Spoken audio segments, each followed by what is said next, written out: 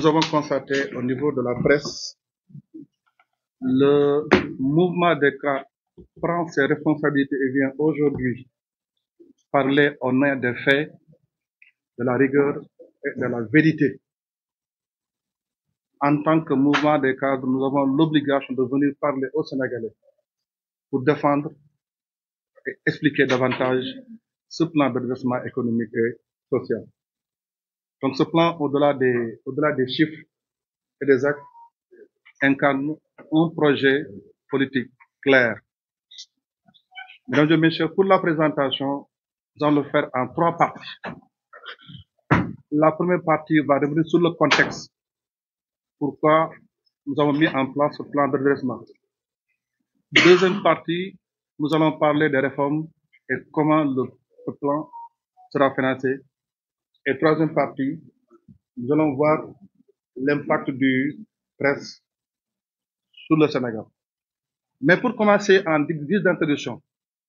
nous avons un État stratège qui a dit nous pouvons mobiliser 5 667 milliards hypothèse base, au minimum, avec le plan. L'État du Sénégal stratège pour mobiliser 5 667 milliards sans pour autant emprunter davantage, sans augmenter les taxes et sans brader nos ressources naturelles. Comme vous le savez, depuis 2023, il y avait un programme du FMI de 1,9 milliard de dollars, ça fait 1140 milliards qui a été bloqué par le FMI, plus la notation du Sénégal qui a été dégradée par Moody's ainsi que Standard & Power. Ce que le gouvernement a fait, c'est ce que les Sénégalais attendaient comme solution, c'est ce qu'ils ont fait. Maintenant, tout à l'heure, nous allons revenir sur les détails.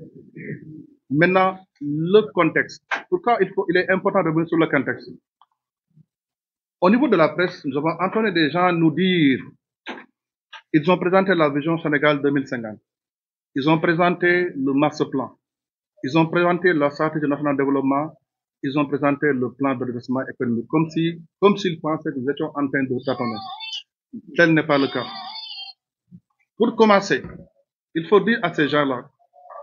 au moins faire la distinction entre un agenda, un plan et un projet. Un agenda donne une date, et je vais revenir par le cas. Un plan met l'accent sur le comment, un programme sur le quoi. Le lundi 14 octobre 2024, le président a présenté à Diamniadio l'agenda national de transformation, la vision Sénégal 2050. Cet agenda fixe les objectifs ainsi que les orientations pour le Sénégal. L'idée, c'est quoi? Dans l'agenda, nous donnons rendez-vous aux Sénégalais en 2050 pour le Sénégal que nous voulons. Actuellement, si on se réfère au placement IDH, Index de développement humain, le Sénégal occupe la 169e place sur 193. Donc nous sommes après le 23e pays le plus pauvre au monde. Ça, c'est l'agenda. Mais dans cet agenda, il n'est pas question de dire aux Sénégalais il faut croiser le bras jusqu'à 2050. C'est ça l'agenda qui donne une date. Ensuite, ce même jour, le président a présenté le master plan. Le master plan, c'est le comment. Comment nous allons transformer systémiquement le Sénégal. Et dans le master plan de 2024-2034, il est dit, ce développement va se faire au niveau des 8 pôles de développement. Le pôle de Dakar, Thiès, Louga Diourbel, le pôle centre Fatick, Kaolack et Kaffrine, le pôle sud Ziguinchor, Kédougou, Kolda, le pôle sud-est Tambacounda et Kédougou, le pôle nord-est Matam et le pôle nord de Saint-Louis. Ensuite, on dit maintenant, non seulement le développement va se faire au niveau des 8 pôles, mais aussi à partir des 6 filières stratégiques, effectivement, dans la vision Sénégal 2050. L'État du Sénégal a ciblé dans son axe 1, économie compétitive, les 6 filières de stratégie qui seront les moteurs de notre croissance économique. 1, industrie extractive. 2, l'agriculture, industrie agroalimentaire.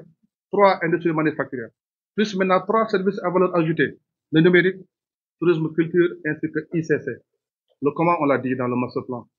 Ça se passe dans les 8 pôles territoires à partir des 6 filières stratégiques. Maintenant, puisque le président de la République a été élu pour un mandat de 5 ans, à partir du master plan de 10 ans, on a sorti un plan quinquennal, la stratégie nationale de développement, SND 2024-2029.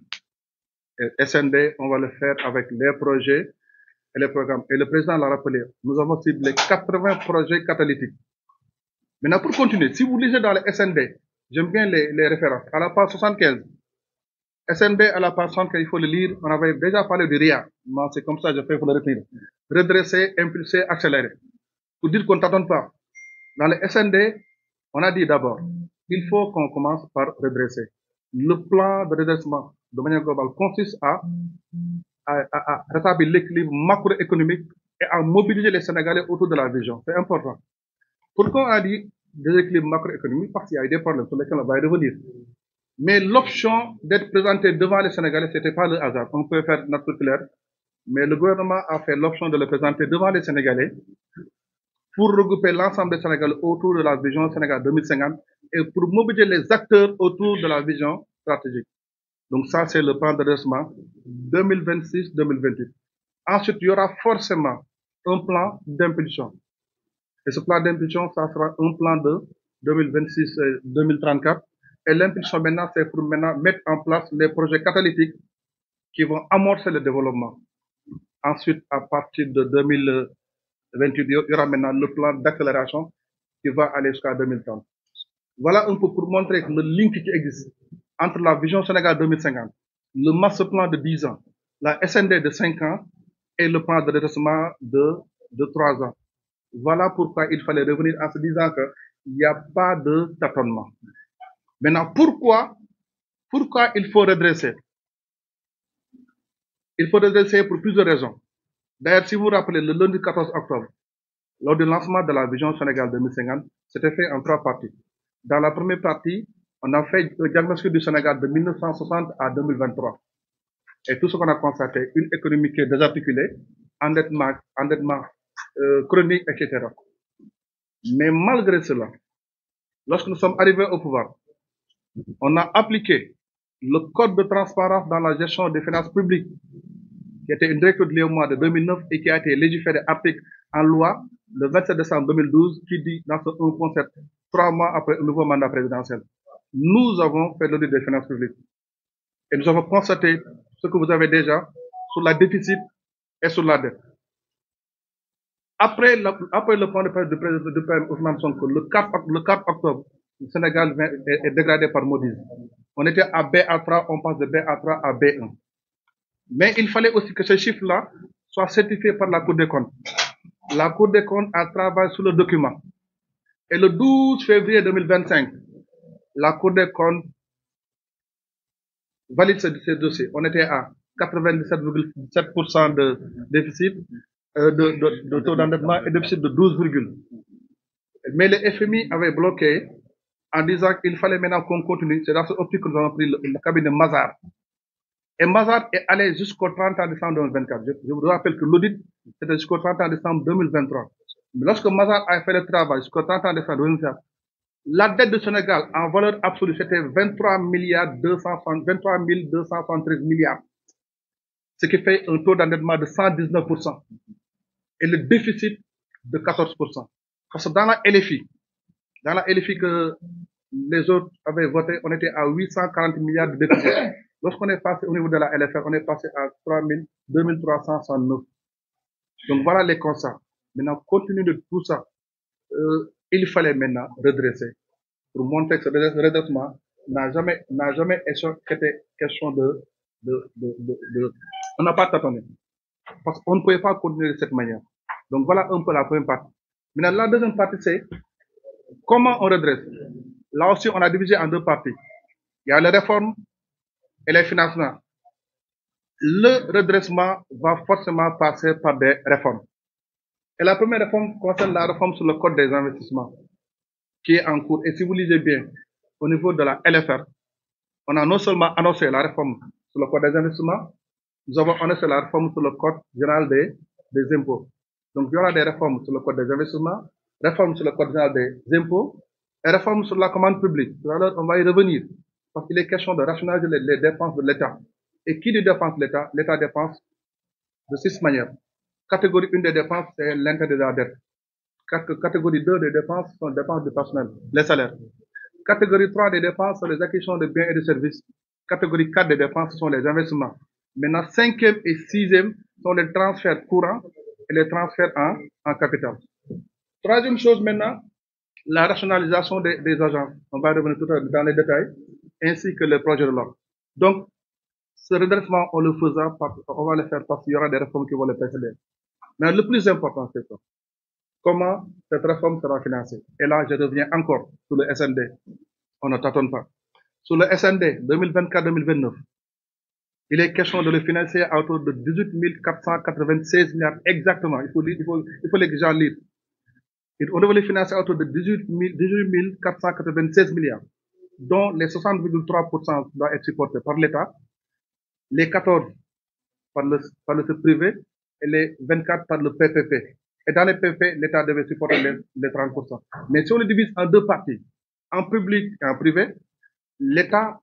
va financer à hauteur de 69,3% et les 30,7% c'est pour le privé. En valeur absolue, ça fait 12 800 milliards pour l'État et 5 600 milliards pour le privé. Maintenant, un État stratège nous dit, sur la SND que vous voulez faire pendant 5 ans, moi pendant 3 ans, je peux sortir à minima, le mot tout, 5 667 milliards. Bon, il n'y aura pas de dette, il n'y aura pas de taxes supplémentaires et il n'y aura pas de bradage de retour national. C'est pourquoi il faut le linker avec les SND. Les SND, on a besoin de 12 496 milliards. Et c'est un minimum. Et si on devait aller au maximum, ça serait 12 000 milliards. Hypothèse basse, c'est 5 700. Maintenant, hypothèse haute, c'était 12 000 milliards. Pour l'instant, dañu bëgg baña ëppal nañ ko bàyyi 5 667 milliards. Il nous dit maintenant, comment on peut le financer de 4 manières. L'État nous dit, moi je peux rapidement sortir 50 milliards, rien qu'en rationalisant les dépenses de l'État. On commence par la ligne 3, acquisition des biens et de services. Nous savons tous que dans le code des marchés publics, il y a appel d'offres, DRP, etc. Il dit maintenant ce qu'on va faire, il faut comme une centrale d'achat où on va centraliser l'ensemble des achats de l'État. Et en le centralisant, forcément, on fera des économies d'échelle. Et il n'y aura pas de surfacturation. Le PM l'a dit la dernière fois. Le coût de la surfacturation, à peu près, c'est 18%. Deuxième levier, c'est diminuer la taille de l'État. Là aussi, c'est un travail qui a été effectué par l'État du Sénégal. Pour un peu expliquer le travail de l'État que les gens ont fait, on a souvent le secteur public et le secteur privé. Dans le secteur public, il y a l'administration publique et le secteur parapublic. Dans le parapublic, il y a l'administration centrale, les collectivités territoriales et les structures sociales, c'est-à-dire l'IPRES et la Caisse de sécurité sociale. Diminuer la taille de l'État, les structures, les agences qui font la même mission, on peut les fusionner. Et l'autre élément maintenant, c'est rationaliser les dépenses de l'État. Rien que pour ça, notre État stratège peut sortir 50 milliards. Deuxième moyen, c'est le financement endogène hors endettement. Appel public à l'épargne. Pourquoi appel public à l'épargne? Parce que nous l'avons fait à 2 reprises et nous avons constaté que les gens nous font confiance. Quand on va sur le marché financier, il y en a 2. Il y a placement par adjudication, c'est appel d'offres. Et là, on le fait, il y a que les structures qui ont compte au niveau de la banque centrale qui peuvent prêter, contrairement aux autres qui pensent que des Maliens nous ont prêté de l'argent. Ensuite, maintenant, il y a appel public, appel épargne public qu'on appelle placement par syndication. On l'a fait à 2 reprises cette année. On a cherché 150 milliards. On a obtenu 405 milliards. On est parti chercher 300 milliards. On a obtenu 364 milliards. Pour montrer que, malgré la dégradation de notes par Moody's, par Standard & Poor's, les gens nous font confiance. On dit maintenant, on va miser encore sur l'appel public à l'épargne. Deuxième élément, c'est la promotion du secteur bancaire national. Aujourd'hui, au Sénégal, nous avons 29 groupes bancaires. Et dans ce 29 groupes bancaires, on possède 3 groupes bancaires qui sont majoritairement détenus par l'État. BHS, LBA, BND, sur lesquels aussi on peut ajouter la Poste Finance si la Poste Finance est réformée. Parce que ces banques-là seront des banques qui vont contribuer au développement. Troisième élément, finance islamique. Sur la finance islamique, nous avons déjà testé avec Sogepa les soukouk. Les soukouk, ce sont des emprunts obligataires. C'est-à-dire soukouk, emprunt obligataire, eurobond, c'est la même chose. Eurobond, c'est un emprunt obligataire qui est émis en monnaie étrangère. Les obligations assimilables sont là. Les soukouk maintenant sont les obligations qui sont émises dans la finance islamique. Bon, la différence, c'est quoi? La finance islamique, eux, ils considèrent l'intérêt comme étant riba. Donc, du coup, eux, ils ne mettent pas d'intérêt. Les gens qui ont fait la finance islamique savent que le musharaka, mudaraka, les soukouk, mudaraba, etc., on a misé. Pourquoi l'intérêt, c'est bon de le préciser? Est-ce que vous savez, cette année, rien que le service de la dette va nous coûter 5076 milliards, dont intérêt 1057 milliards, l'amortissement de la dette 4019 milliards. Il faut que les gens comprennent dans l'intérêt. Aujourd'hui, la dette qu'on va payer cette année globale, 5076 milliards, dont rien que les intérêts de la dette, c'est 1057 milliards. Je vous rappelle, au niveau de la LFI, ils avaient comptabilisé 632 milliards. Lorsqu'on a ajouté la dette cachée et l'intérêt caché, l'intérêt a augmenté de 125 milliards. Donc, on est passé de 932 milliards à 1057 milliards rien que pour l'intérêt. Ça, c'est l'Orient. Donc, juste à quel point montrer l'intérêt, il ne faut jamais le négliger. La renégociation des contrats, le PM en a parlé, 18%. Enfin, maintenant, financement participatif. Là, on passe comme ça. Financement participatif, les levées de fonds, Copper Express, etc. Deuxième élément, ressources domestiques, les niches supplémentaires. L'État vous dit, je peux lever 2111 milliards. Les niches au niveau du numérique, on va y revenir dans le détail. Revenus fonciers, capital investissement, parce que l'État a des actions dans beaucoup de secteurs qu'ils apportent des dividendes, ce sont les titres de participation. L'État va les rationaliser, les amendes, les redevances et les rationalisations des subventions. Enfin, quatrième élément, c'est recyclage d'actifs. Recyclage, c'est pas privatisé. Les programmes d'ajustement structurel dans les années 80, on avait privatisé. On prend les structures qui appartiennent à l'État, on le sait. Maintenant, le recyclage d'actifs, on prend l'actif qui appartient à l'État, ça peut être un bâtiment, autoroute. On laisse l'exploitation à quelqu'un, mais le bien va toujours appartenir à l'État et l'État va le contrôler. Tout ça, lorsqu'on fait la somme, nous permet d'avoir les 5667 milliards. Mais on a dit aux Sénégalais, c'est pas un plan d'austérité. C'est pas un plan pour dépouiller les Sénégalais. Pourquoi maintenant les 5776 milliards auront un impact d'abord sur le plan social. L'argent sera réinjecté sur le plan social avec soutien des ménages dans le milieu rural. Deuxième élément, faciliter l'accès aux services sociaux de base. Troisième élément, les mesures liées aux baisses des prix, parce qu'avec cette manne financière, on peut se permettre de baisser les prix. Les gens qui veulent parler de subventions, tout le monde sait que les subventions, ce qu'on dit, subventions, c'est pas mauvais, mais il faut aller vers des subventions ciblées. Pour que les gens comprennent. Je dis, moi, je vais subventionner le produit à tout le monde. Et dans ce tout le monde-là, il y a un milliardaire. Dans tout le monde, il y a quelqu'un qui n'est rien. On dit maintenant, lorsqu'on subventionne maintenant, on va subventionner ciblé. Quand on peut y aller ou pas, donc nous, on va aller dans les subventions ciblées. Même le PM a dit, pourquoi on ne peut même pas faire dans le cadre du RNI, faire des transferts. Deuxièmement, cette somme d'argent va accompagner le secteur privé. Pour que le développement soit endogène, il faut que la croissance soit inclusive. Croissance inclusive, des fait d'abord que tu as un secteur privé fort. Tant que tu laisses les multinationales travailler, ils vont investir, gagner de l'argent et transférer les dividendes dans le pays d'origine. Mais nous, on a pris l'option de miser sur le secteur privé local.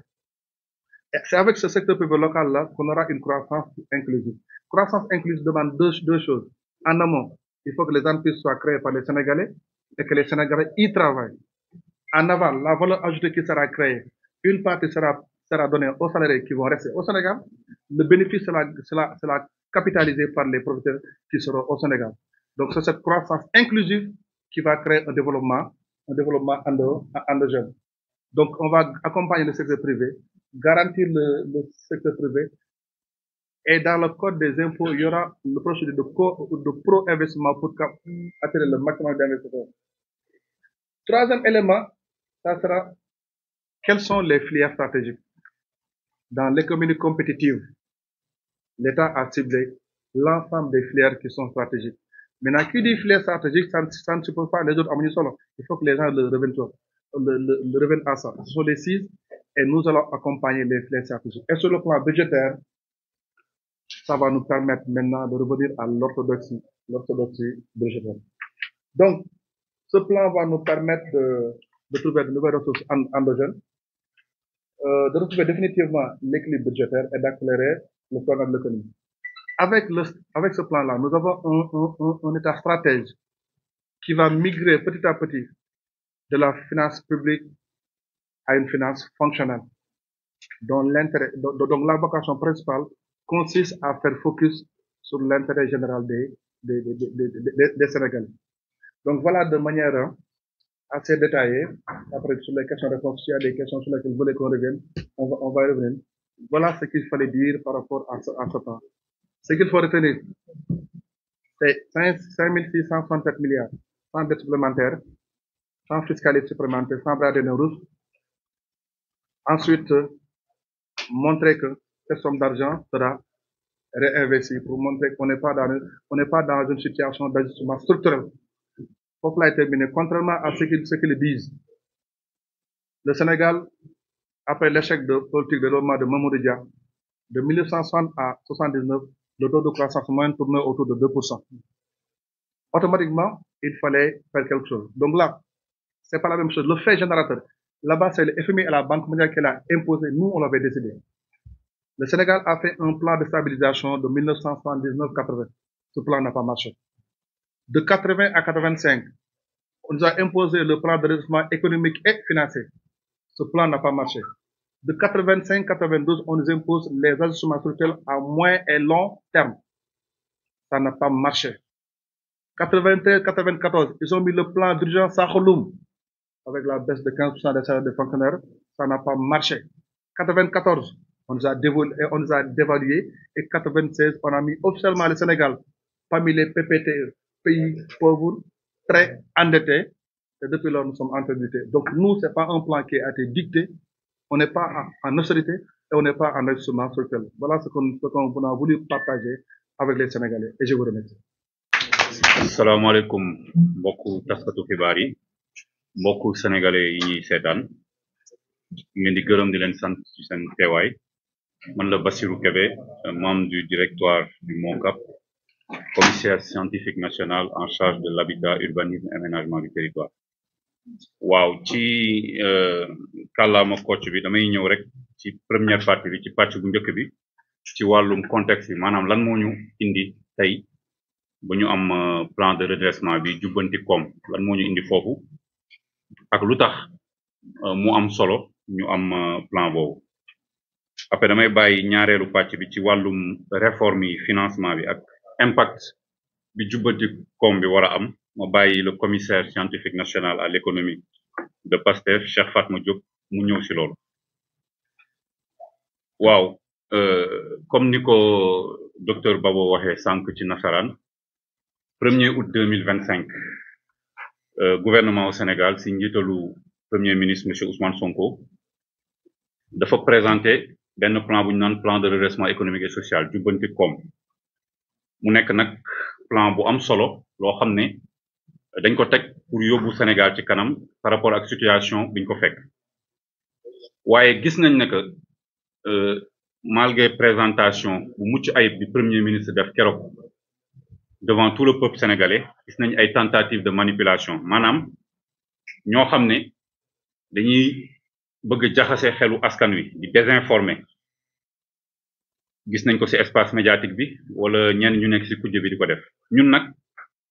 mouvement national des cadres bokk na ci suñu liggéey ñuy ñëw di leeral ci suñu ay njiit génnee wax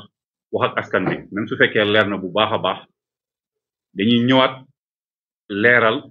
détaillé point par point comme ni ko Babo defee léegi ci nasaraan donc responsabilité boobu lañ jël tey pour wax nag dëgg lan moo am lan moo indi lii ak ban njeexital ban njëriñ la am pour suñu askan. Donc plan boobu au-delà sax ci chiffres yeeg ak leneen li muy wone mooy que président de la République son excellence Bassirou Diomaye Diakhar Faye ak premier ministre Ousmane Sonko projet politique bi ñu am pour Sénégal dafa leer nañ amul benn tâtonnement wala benn jaaxle bu ci am lan mooy njeexital bi maanaam dañu bëgg état parce que état dañ ko bëgg def benn genre nit Sénégal te état jumtukaay la pour jëriñ askan dañu bëgg état boobu delluwaat ci rôle boobu maanaam mu nekk jumtukaay boo xam ne day régler problème mu askan bi notamment ci wàllum koom-koomu réew mi dañu bëgg tamit joxaat confiance suñu koom-koomu réew maanaam nit ñi liggéey Sénégal ñi fi góorgóorlu ñu gis seen bopp ci Sénégal ku nekk li nga moom nga mun ci jot loolu dafa am solo ñu bëgg tamit citoyen sénégalais bu nekk lépp luy àqam ak yelleefam mu jot ci ba mu mat sëkk yaakaar naa ne que ci projet bi fal le président Bassirou Diomaye Diakhar Faye loolu leeroon na ci léegi nag dañuy ñëw ci contexte yi maanaam lan moo ñu indi ba ci plan bi parce que dégg naa ñu naan des gens de mauvaise foi ñu nekk ci kujj gi naan ñun dañuy tâtonner dañuy ñëw jël réew mi amuñu woon plan amuñu woon dara déedéet c'est parce que dañoo comprendreul projet politique nu muy doxee état nu muy doxee balaa ñu lay fal da ngay am lu ñu naan un projet maanaam suñ ma joxee réew mi fii laa bëgg jël réew mi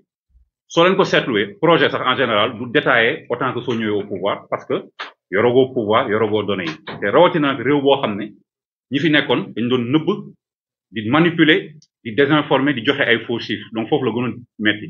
waaye ba léegi li ñu waxoon ci projet bi fal président Bassirou Diomaye Faye moom lañu wax ba léegi bi ñu ñëwee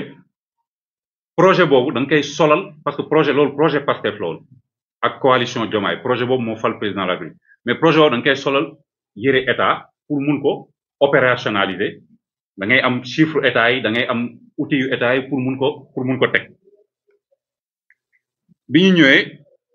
bi ñu diagnostiqué li ñu fi fekk comme ni ko nag benn directive UEMOA imposé ñu ko te ñu transposé ko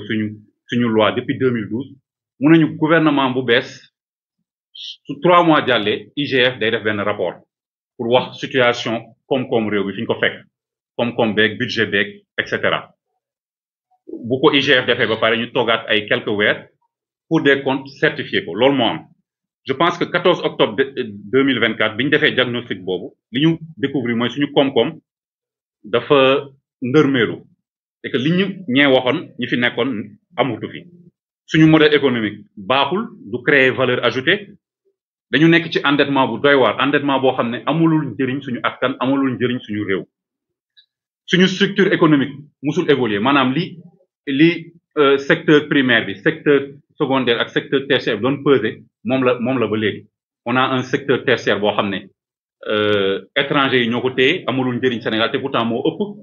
gën a bëri doole ci secteurs yi suñu secteur primaire nga xam ne lu ci mel ne ay sàmm beeg bay beeg napp yi fa la nekk ak li war a transformer suñu secteur secondaire mu nekk loo xam ne dafa faible te réew mu suqali ko rek loolu moo koy suqali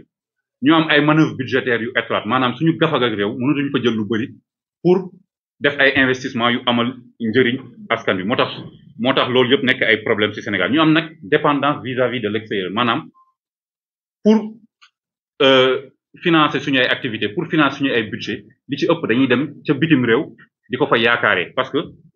mënuñu ko amee suñu biir réew loolu moo tax nag président de la République lancé vision boobu agenda national de transformation bi Sénégal 2050 biñ ko waxee ñu bëri nee nañ kenn mënu fi xaar ba 2050 ñi naan Sénégalais yi dañoo xiif ak yu kenn xamul mais loolu dalay won tamit niveau de manipulation bi ak manque de compréhension mauvaise foi bi nekk ci yenn nit ñi suñ ne vision 2050 dañuy won Sénégalais yi ni que fii ba 2050 fan lañ jëm waaye ñun dafa mel ne ingénieur boobu la ñu dénk bâtiment mu fekk benn bâtiment bu ñu tabax ba pare mais bâtiment bi fondation yi baaxul immeuble bi commencé dëng mel ni tour de Pise suñu ñëwee li ngay njëkk a def mooy da ngay tojaat xoolaat fondation yi bu mu dëgër tëj mu mun commencé waat yëkkati soo nekkee nag di gas nekk ci suuf nekk ci fondation yi ku sori koo xam ne bëtam dafa sori moom du gis li ngay liggéey soo commencé RDC commencé premier étage rek lay commencé gis mais terewul ne que yow yaa ngi liggéey donc vision 2050 boobu agenda la maanaam ay date la ay rendez-vous la yu ñuy jox Sénégalais yi ak ay objectifs orientation yu leer nañ yoo xam ne dañ ko tënk ci développement endogène maanaam ni ñuy suqalee suñu koom-koom suñ ñun la war a jógee avant lépp tekkiwul ne nag du ñu dem étranger wala extérieur uti fa dara de déedéet waaye ñun suñu bopp ñooy liggéey li tax ñun suñu koom-koom suqali ko loolu dafa am solo ba pare nag ñu porter ko par tous les territoires maanaam bëggatuñu rek Dakar nekk benn macrocéphalie moom rek mu développé képp ku am soxla da ngay jógee sa dëkk ñëw Dakar dañu bëgg territoire yépp fépp foo dem Ziguinchor Tambacounda Saint-Louis ñoom ñëpp ñu gis seen bopp ci koom-koom bi ni muy amee loolu la ñuy wax li ñëpp bokk ñëpp jot ci ki dëkk Tamba ki dëkk Saint-Louis ki dëkk Kaolack li ki dëkk Dakar am moom it daf ko war a am su soxlay hôpital bu baax su soxlay école bu baax su soxlay ay services publics yu baax loolu dafa am solo.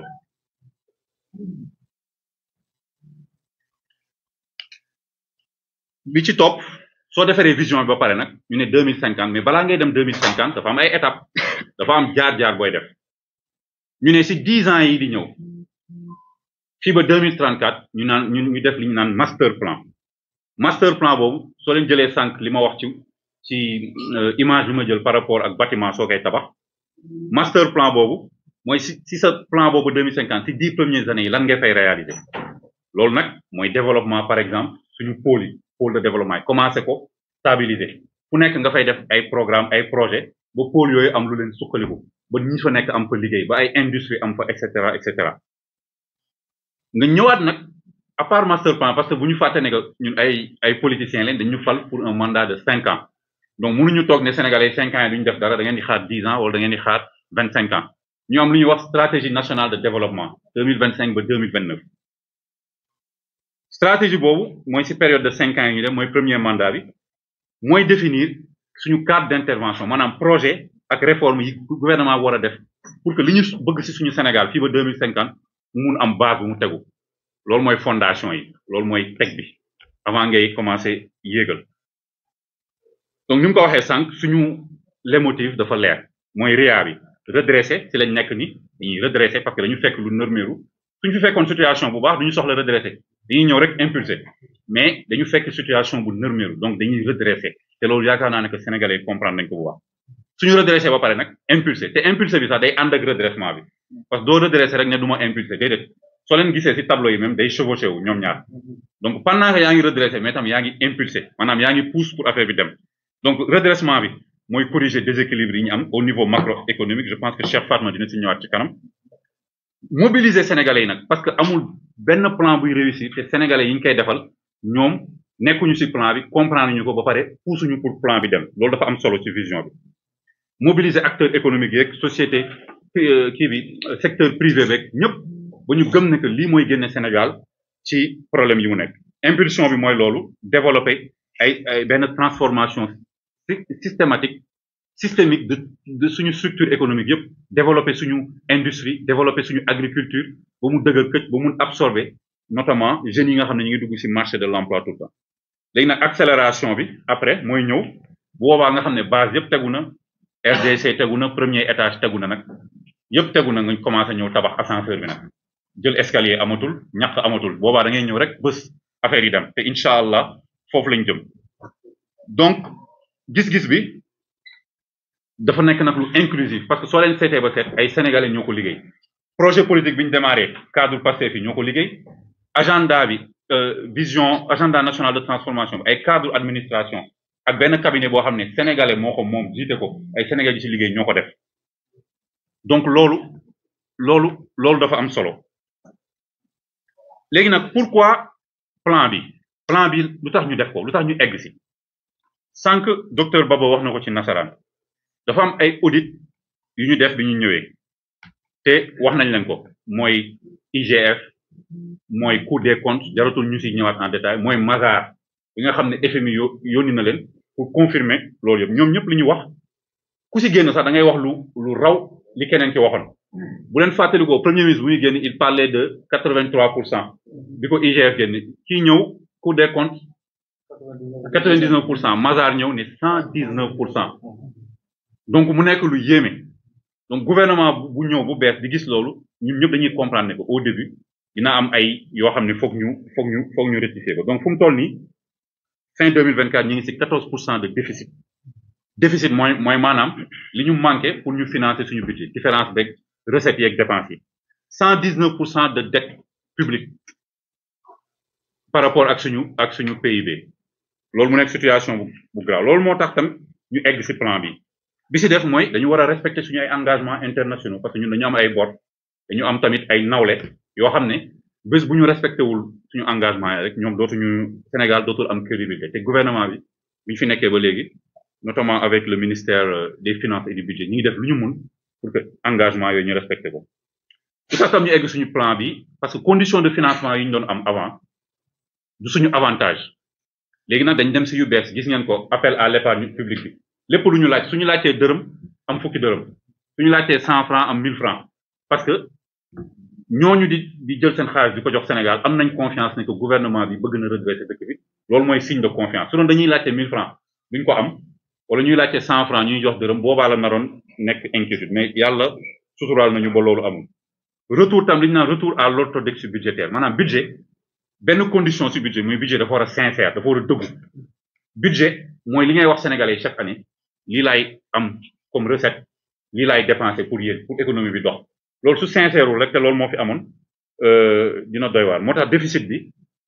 expliqué naa sànq luy déficit fii ba 2027 dañ ko bëgg a yóbbu ci normes yi maanaam 3% et yóbbu tamit croissance bi mu gën a yokku bi ci ga ëpp solo nag mooy li sénégalais yi di xaar ci ñun sénégalais yi dañoo fal président Bassirou Diomaye Faye wóolu premier ministre Ousmane Sonko wóolu waa PASTEF parce que xam nañ fi réew mi tolloon ci ay jafe-jafe fi réew mi tolloon ci ndóol fi réew mi tolloon ci injustice fi réew mi tolloon ci caax-caaxe suñu alalu askan loolu moo tax nag état bi li muy imposer sénégalais yi te sax du imposer parce que wax nañ ko sànq lii du plan d'ajustement structurel parce que kenn imposé wuñu ko de l'extérieur amul benn tubaab wala benn banque mondiale wala FMI bu ñëw ne Sénégal da ngeen def fii par force ñun ñoo ko décidé def te wax nañ ko sànq du am hausse de taxe amul benn taxe yi ñuy fay normal waxuma nag taxe muqikat yi wala xooskatu carte yi mais taxe yi ñuy fay ñun ñëpp normalement amul benn bu ci yokku amul hausse de l'endettement maanaam bor bi ñuy lebi tamit niveau bi du yokku donc sénégalais yi duñ ko yëgee noonu mais dañuy te loolu Cheikh Fatma dina ci ñëw léegi dañuy économiser maanaam dañuy yaxanal ci wàllum état bi nu muy doxee ci wàllum yenn agence yi ci wàllum état bi daal moo war a njëkk joxe exemple avant sax muy laaj sénégalais yi daal sénégalais yi leen di laaj rek mooy ñu gëm plan bi dugal ci seen loxo participer ci bañ a déglu benn manipulation ba loolu incha allah mun a antu kon jërëjëf maa ngi bàyyi Cheikh Fatma mu ñëw ci réforme yi ak financement yi ñu war a def pour que plan boobu mun a antu jërëjëf. Sëñ Bassirou jërëjëf docteur Babo man la Cheikh Fatma Diop membre du bureau exécutif MONCAP nekk également le commissaire à l'économie et à la planification ñu ngi rafetlu teewaayu taskatu xibaar yi fii defe naa bokk na ci yoon yu mujj yi nga xam ni sekkoor nañ ko fii moo doon le 26 septembre 2024 li nga xam ni gouvernement bi quelques heures rek après installation am génn na jàkkaarloog sénégalais yi di leen expliquer un peu tolluwaayu réew mi sama naataangoo yi nga xam ne jiitu nañ ma fii ci micro yi wax nañ ko dafa nekk liggéey boo xam ne kuréel bi ñu bokk ci Afrique sowu jant moo ñu ko sas muy espace UEMOA wax ñu ñetti weer yi jiitu mandat présidentiel bu nekk gouvernement bi dafa am sañ-sañ def li ñu woowee la situation des finances publiques mooy fan la bor bi toll fan la déficit bi toll déficit mooy yow état da ngay dépense ni borom kër yi di dépensoo am luy dugg sa gafaga am loo xam ne da nga koy dépensoo bu dee liy dugg nag ci kees yi moo gën a néew li nga xam ne moom ngay dépensoo yow état yaa ngi ci situation de déficit mais état li mu mën xëy na te borom kër yi mënuñu ko trop mooy capacité bi nga xam ne mën na dem jëli alal fépp nga ko mën a jëlee ngir mën a combler déficit boobu liggéey boobu bi ñu ko defee résultat yi nga xam ni génn na Bassirou wax na ko sànq ndax ñoom bi ñuy jógee ci nguur bi dañu wax ci wàllum déficit boobu ma doon wax téeméer boo jël mi ngi toll ci juróom bu tombal juróom muy 5,5% yoon bi ñu defee liggéey bi via IGF di kuréel boo xam ne ci ministère des finances la bokk dañu gis ni téeméer boo jël déficit bi tollool na ci fukk pour 10% bu tegal ñeent 10,4%. ci wàllum endettement également ñoom bi ñu fiy jógee newoon nañu bor bi mi ngi tolloon ci 64-65% ñu ñuy def liggéey bi gis ni bor bi dem na ba egg 74,9%. Cour des comptes bi nga xam ni moo war a certifier loolu parce que liggéeyu gouvernement liggéeyu exécutif la exécutif mën nga wax ni mën nañ am lu ñuy woowee far waaye Cour des comptes bi nga xam ne ci système judiciaire la bokk nga xam ne normalement dafa tëddee njaxanaay donc moo war a dëggal li nga xam ne gouvernement bi génnee na ko wala mu bañ ko dëggal biñ demee ba 12 février nee nañu yéen gouvernement bi li ngeen wax dëgg la sax waaye li ngeen génnee ci ñaawteef sax am na lu ko ëpp loo xam ne génnul mooy bor bi ngeen ne woon 76% la dem na ba toll ci 99,67%. déficit bi ngeen ne woon sax 10% la daanaka 12% la léegi waaye comme dañu ko sekk ak ñoo xam ni xëy na mbir mi bu leeree sax dañ naan leerul état bi liggéey ak beneen cabinet privé boo xam ni gën na tëddee njaxandaay ndax moom dokkul ci dispositif public bokkul ci exécutif bokkul ci législatif bokkul sax ci judiciaire moom privé la boo xam ni liggéeyam lay def nekkul sax dans le débat politique kooku def liggéey bu gën a takarnaase ndax Babou wax na ko sànq liggéeyu Cour des comptes décembre 2023 la yem parce que boo xoolee rapport bi sax du décembre 2023 sax mais maanaam dette bi ñu génnee décembre 2023 la mais liggéeyam 2019 la ba 31 mars 2024 donc Mazar liggéeyam dem ba fin 2024 wane bor bi toll na ci téeméer boo jël téeméer bu teg ñaar fukk bu manqué tuuti 119% du PIB te kuréel bi nga xam ne mooy UEMOA ñu bokk ko nee nañ ñu amoo leen sañ-sañ seen bor dépassé téeméer boo jël juróom-ñaari fukk muy 70% bu nekk benn critère parmi les critères de convergence mooy li nga xam ne dañ ko war a dëppoo ñun ñëpp juróom-ñetti réew yi nga xam ne ñoo nekk UEMOA muy Bénin di Burkina Faso di Côte d'Ivoire di Guinée di Sénégal di Mali di Niger ak di Togo du ma ñëw nag ci li nga xam ne wax nañ ko ci référentiel bi parce que liggéey boobu liggéeyu diagnostic la bi ñu jëlee réew mi dañu diagnostiquer plan Sénégal émergent waaye diagnostiquer yeneen plan de développement yëpp yi nga xam ne moo amoon Sénégal depuis ñu jël indépendance ba léegi diagnostic boobu moo ñu indil ñu teg référentiel bi won ñu ni pour ñu bëgg yóbbu Sénégal ci naataange dafa am yoon yoo xam ne foofu la ñuy jaar parce que Sénégal mën nañ ko misaale kër boo jëlee kër boo xam ne dafa màgget di waaj a daanu li ngay njëkk def mooy loolu di waaj a daanu nga far ko raser ci boppam maanaam doo tabax ci li nga xam ne mi ngi waaj a daanu ndax kon dëgërul da nga koy raser nag defaat yeneen fondation yoo xam ne moo gën a dëgër bu fondation yi tegoo nga tabax rez-de-chaussée R+1 R+2 jëm ci kaw ni ko ñoom Bassirou di defee moom mi nga xam ne SNHLM la raser boobu nag mooy redressement mooy kër gi jóg na waaye dëgërul màgget na yàqu na parce que fondation yi ñu ko tabaxee moo baaxul nga war a raser lépp redressement impulsion nag nga war a teg bànqaas yi fondation yi ci wàllum énergie ci wàllum justice ci wàllum réforme agricole réforme agraire et cetera bu fondation yi tegoo ba dëgër nag nga mën a construire donc ci biir phase de redressement boobu mooy ni ngay raser loolu nga xam ne dañ ko doon jéem a tabax te tabaxul dafa am lu ñuy woowee des réformes loolu mooy raser bi parce que diagnostic bi ma doon wax sànq dafa am lu mu génnee boo ko jëlee ci wàllum secteur privé diagnostic bi référentiel bi def wane na ni Sénégal bëriwul bërëbu liggéeyukaay tey 10 000 habitants yoo jël Sénégal fukki entreprise kese moo am pour 10 000 habitants au Sénégal boo ko comparé ak réew yu mel ni Maroc 10 000 habitants yoo jël am na 200 entreprises boo ko comparé ak réew mu mel ni Singapour 10 000 habitants yu nekk am na 700 entreprises loolu boo demee ci Sénégal vision 2050 wala vision Sénégal 2050 di nga ko fa fekk loolu moo tax réforme yi ñëw réforme yi mën nañ ci jukki le code des investissements parce que bu ñu nee dëkk boo xam ne bëriwul bërëbu liggéeyukaay bëriwul investissement direct étranger amul secteur privé boo xam ne secteur privé national la bu dëgër bokk na ci li ko waral mooy code des investissements boo xam ne li ko tubaab di wooye nekkul lu suffisamment attractif maanaam nekkul code boo xam ne tey investisseur bu ko gis dina gis ni lii yombalal nañ ma sama ñëw donte sa ñëw firiwul ni état day retiré wu parce que état dina protégé wu waaye ki nga xam ne dafay ñëw dugal alalam investir ci secteur yi nga xam ne mooy indi xëy war nañ ko mën a yombalal mbir yi ba nga xam ne dina am sañ-sañu indi fi kopparam parce que dañ nekk monde boo xam ne monde compétition la Sénégal du réew rek bi nga xam ne moo nekk ci àdduna bi dañu sekk ak àdduna bi yeneen réew yoo xam ne ñoom it ñi ngi def ay réforme donc ñun ci réforme yi ñu war a liggéey am code boo xam ne dina protéger état dina protéger liggéeykat waaye nag dina protéger ki nga xam ne mooy indi alalam parce que wax nañ ko sànq état am na lu bëree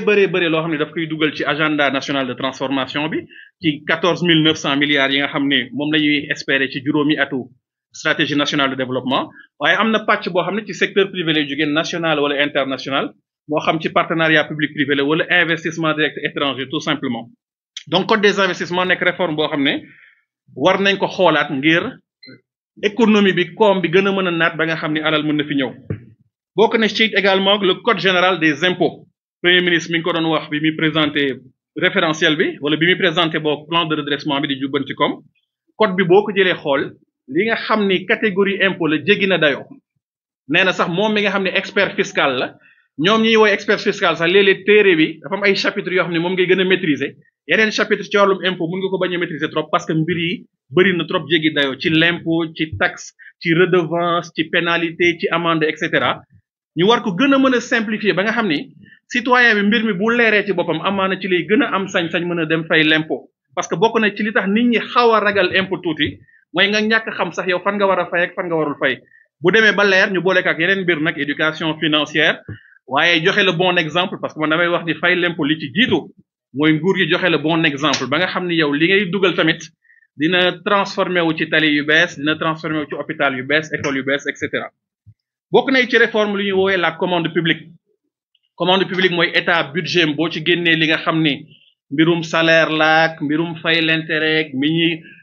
mbirum fay l'intérêt yu demee noonu li ci des yëpp état daanaka da koy dugalaat ci secteur privé bi d'une façon ou d'une autre parce que bu ñu nee acquisition de biens et services état day jënd machine day jënd ordinateur day jënd frigo day jënd meuble et cetera loolu yëpp commande publique lay jaaree ci code des marchés donc état mooy le premier investisseur sax boo ko xoolee parce que li nga xam ni moom lay dajale d'une certaine façon da koy delloowaat ci nit ñi ak bërëbu liggéeyukaay via la commande publique ñu war ko réformer parce que gis nañ yàqu-yàqu bu bëree boo xam ne am na ci commande publique bokk na ci lu wàllu surfacturation mooy loo xam ni téeméer lay jar nga jaayee ko téeméer teg ci ñaar fukk yooyu évidemment du dem ci ki nga xam ni mooy askan wi waaye day dem ci ñi nga xam ne ñoo sekk chaîne de management bi diggante fournisseur beeg ki nga xam ne moo ko jox marché beeg ki nga xam ne moo ko valideel ci wàllum code des marchés ak yooyu noonu loolu nekk yàqu-yàqu boo xam ne alal bu bëri dina génn ci keesu état mais demul ci tali bi demul ci centre de santé bi demul ci l'école bi mais mi ngi dem ci poche ñoo xam ne dañu nekk ñenn ci administration bi ñenn ci secteur privé ñu lëkkaloo nag ngir mën a yàq li nga xam ne mooy kopparu réew mi bokk na également ci réforme yi li ñuy woowee rationalisation des agences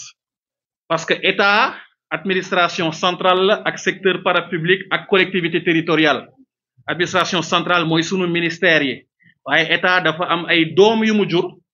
yoo xam ni bokk nañ ci secteur parapublic nga xam ne dañuy contribuer ci liggéey bi am benn forme d'agilité boo xam ni xëy na administration centrale amu ko waaye boo càmbaree ni état bindoo en tout cas ci wàllum exécutif di nga gis ay bërëb bànqaas yu ci mel ni agence ak yu demee noonu ñi nekk ci ministère bi ñi nekk ci ministère bële mais boo xoolee seeni mission ku ci nekk naam li ngay def am na solo mais léeg-léeg da ngay gis mission yoo xam ne dañuy xaw a dugalante tuuti ba nga xam ni boo leen boolee mission bi dina gën a leer dina gën a efficace mais askan bi sax dina gën a am visibilité ci structure bi ban service lay joxe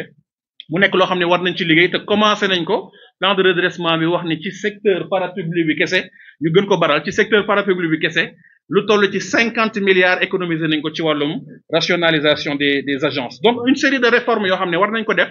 ci redressement boobu ngir mën a yóbbu Sénégal ci trajectoire boo xam ne nag di nga mën a teg fondation yu dëgër bu ñu ñëwee ci financement plan de redressement di jubbantikom wax nañ ko sànq particularité plan bi mooy du plan boo xam ni FMI ak Banque mondiale ñoo ñu ko imposé comme dans les années 80 wax nga ko sànq bi ñuy dem 79 di def le plan de stabilisation 79-80 li tax sax ñu naan ajustement structurel boo xoolee li tax Banque mondiale dugg ci mbir mi la parce que FMI ba mu fi nekkee doon ñu woon wax structurel mais Banque mondiale comme agent au moyen et long terme la ajustement bi nag ñu mujj ko tuddee ajustement structurel bon ci seen lëndëmal yooyu UNICEF sax duggoon na ci ba naan ajustement structurel à visage humain xaw ma man loolu lu muy firi xëy na Ousmane Noreyni danañu ko wax waaye daal ajustement structurel ci waxam moo dul lu baax ñun li ñuy def nag du ajustement mais redressement la redressement mooy lan état am na yoon yu bari yoo xam ne war na fa mën a jëlee koppar te jëlee gu fa koppar bokk na ci optimisation des dépenses publiques comme ni ma ko waxee sànq rationalisation agence yi ci la bokk te mu nekk liggéey boo xam ne dañ ko tàmbali kese mais buñ ko yeggalee 50 milliards yi amaana mën nañ ko ful benn ñaar ñett fukk ba fu yàlla xam ndaxte am na incohérence yu bëree bëri diggante agence A ak agence B mais ci biir benn ministère sax di nga gis diggante benn direction fii ak benn direction fële donc liggéey bi buñ ko wóyalee ci weer yi di ñëw am na koppar bu bëree bëri boo xam ne mën na jóge foofu bokk na ci également li ñuy woowee ressources domestiques mooy niche yi nga xam ni am na ci yenn pàcc ci koom bi te yàlla xam sax lu tax doonuñu foon dem di fa jëlee alal lu ci mel ni secteur numérique numérique dafa nekk lu am solo ci àdduna bi boo jëlee réew mu mel ni Chine ci koom bi ñuy créer téeméer boo jël ñeent fukki numérique la àdduna bi yëpp boo jëlee téeméer 100 francs bu ñu créé ci richesse 20 francs bi ci secteur numérique la jógee moo tax bërëbu liggéeykaay yi gën a mag ci àdduna bi boo ko xoolee ci secteur numérique lañ nekk muy Google muy Apple muy Facebook muy Amazon muy Microsoft donc numérique nekk secteur bu rëy boo xam ne mën nañ fa jëlee alal ci lu gaaw a gaaw am na luñ ci mën a jukki lu rapide boo jëlee tey lu mel ni taxation boo jëlee lu mel ni taxation sax loolu dinañ ci ñëw après mooy wàllum li ñu mën a jëlee ci wàllum jeu de paris mais taxation bi ñu mën a def ci transaction mobile money mooy tey Bassirou war mu mën a may xaalis amul xaalis liquide bu mu yor mu jël téléphone am ubbi compte am mooy application yi moo xam Orange Money wala Wave taxation boobu rek am na lu liggéey bu ñu ci mën a def boo xam ne at bu ne mën nañ ci am lu toll 60 milliards loo xam ne nekk na fu ñu mënoon jëlee xaalis te jëlee wuñ ko fa te loolu mesure immédiate la lenn rek la laaj mooy convention bu ministère des communications télécommunications ak numérique di signé ak opérateur yi loolu benn exemple la boo xam ne mën nañ ko jëlee ci secteur numérique am na secteur bu am solo boo xam ne it état doon na ko woon xool totalement parce que doon na ko xool en partie muy secteuru pari bi comme ni ñu ko waxee naar bi comme ni ñu koy woowee alors naar bi moom doon nañ ko taxé waaye ñu ngi ko doon taxé 30% ndax dañ ko jàppee woon société comme yeneen société nekk Sénégal yëpp impôt sur les sociétés nekk 30% mais bi ñuy def liggéey bi pour wan la sérieux bi dañ def li ñu wooyee benchmark mooy yeneen réew ñoo def lu mel ni réussir ko ñu gis ni Rwanda def na ko waaye société pari yi foofu Rwanda 40% lañ leen di taxé ñu ne kon bookmaker yi mooy naar bi bu doon fay 30 ci téeméer boo jël danañ ko laaj mu fay ñeent fukk waaye naar bi dafa am ko fay dem ki fay dem di gagné te alal bi nekk ci secteur boobu yëpp 70 à 80% ci wàllum gain ci kooku lay dem non seulement baaxul parce que société boo xam ne naar bi yàq na sunu ndaw ñi comme mënaguñu ko arrêté léegi ñu war ko mën a réguler ci biir régulation boobu état am lu mu ciy am ñu ne 70 à 80% de li nga xam ni kiy joué moom lay gagné war nañ ko mën a taxé léegi ba nga xam ni état mën na jëlee junni milliards ak lu teg ci secteur boobu war a mën a dellu ci askan wi. beneen bi mooy li ñu wooyee financement endogène tudd nga ko sànq marché financier sous-régional bi dem nañ fa wax nga ko soit par adjudication wala syndication di appel public à l'épargne nit ñi seetlu nañ ni fu ñu leen woowee ne leen jox leen ñu jox nañ ñu benn ba tegal ñu ci ñaar mois de mars bi ñuy laajte 100 milliards dem nañ am 305 milliards de telle sorte que bu ñu exploiter levier yi nii yëpp ci ñetti at yi nga xam ne moom lañ bëgg a redresser 2026 2027 2028 yaakaar nañ ni ci estimation bu gën a suufee ngir joxe nit ñi lu wóor am na lu toll ci 5667 muy juróomi junni juróom benn téeméer juróom benn fukk ak juróom ñaari milliards yoo xam ne war nañ ko mën a jëlee ci niche yoo xam ne laajuñu Bassirou mu dolli ci li mu doon fay l'impôt waaye dañu xool koo xam ne doonul woon fay ñu laaj ko wala secteur yoo xam ne am na lu ñu fa mën a jëlee doonuñu ko foon jëlee waa xaalis boobu yëpp nag buñ ko fa jëlee fan lañ koy dugal loolu mooy wax ji te foofu lay daanele ci lu gaaw rek ngir jël seen question dañ koy dugal ci ñaari bërëb benn bi mooy dañ koy delloo ci askan wi ci nan lañ koy delloo ci askan wi am na ñaari levier yu am solo yoo xam ne premier ministre wax na ko am na lu ñuy wooyee cash transfert mooy tey transfert d'argent yi nga xam ne dañ koy jox ménages yi notamment les plus pauvres dinañ gën a baral loolu parce que mbir mi du joxe rek mais joxe boobu ngay joxe yow état sax yaa ngi defaraale la consommation nit ñi am revenu supplémentaire gën a consommer bu ñu gënee consommer gën a mën a dugal l'impôt donc day baax ci yow état mais day baax ci ñoom ñi nga xam ne alal boobu am na lu bëree lu mu leen mën a jëriñ ak seen i njaboot beneen levier bi également mooy dund bi parce que tey mën nga tabax tali yi gën a rafet pont yi gën a rafet mais askan wi bu dund bi chéré ci ñoom daanaka defuloo dara ñu ne ñun état nga xam ni social moo ñu tax a jóg moo tax référentiel bi capital humain axe boobu la ñu ëpp lu ñu jox ressource publique plus même que économie compétitive danañ def tout ba njëg yi benn du yokk te danañ def tout ba loo xam ne mën nañ ko wàññi ci njëg yi danañ ko wàññi ci ceeb bi ci suukar bi ci diwlin bi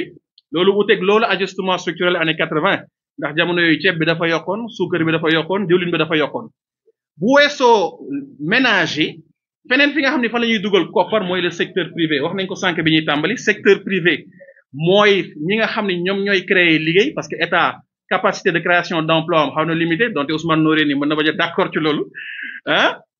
ñu ne dañuy dooleel secteur privé boobu ba li nga xam ne mooy jafe-jafe yu mu am ñu gën ko mën a far